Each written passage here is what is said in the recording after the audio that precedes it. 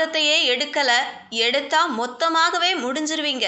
America இஸ்ரேலை எச்சரித்த Iran. தங்களால் தற்போதைய சண்டை வேகத்தில் 6 மாதங்களுக்கு தீவிரமான போரை நடத்த முடியும் என்று ஈரானின் புரட்சிகர காவல்படை கூறியுள்ளது. ஈரான் புரட்சிகர காவல்படையின் செய்தி தொடர்பாளர் அலி முகமது நைனி, ஈரான் இதுவரை முதல் மற்றும் 2ஆம் தலைமுறை ஏவுகணைகளை பயன்படுத்தியுள்ளது. ஆனால் வரும் நாட்களில் மேம்பட்ட மற்றும் நீண்ட தூர ஏவுகணைகளை பயன்படுத்தும் என்றார். ஈரான் ராணுவம் விடுத்துள்ள 6 மாத கால தீவிர போர் வலிமை மற்றும் அதிநவீன ஏவுகணை மிரட்டல் சம்பவம் தற்போது உலக அளவில் பதற்றத்தை ஏற்படுத்தியுள்ளது. ஈரான் சாதாரணமாக பேசவில்லை. அதன் ராணுவ கட்டமைப்பு நிழல் யுத்தம் என்பதிலிருந்து மாறி இப்போது நேரடி மோதல் நிலைக்கு வந்துள்ளது. ஈரானிடம் ஆசியாவிலேயே மிகப்பெரிய ஏவுகணை சேமிப்பு உள்ளது. நிலத்தடி ஏவுகணை நகரங்களை அவர்கள் உருவாக்கியுள்ளனர். 6 மாதங்களுக்கு தொடர்ந்து ஏவுகணைகளை ஏவும் அளவுக்கு அவர்களிடம் பல்லாயிரக்கணக்கான பாலிஸ்டிக் மற்றும் குரூஸ் ஏவுகணைகள் உள்ளன.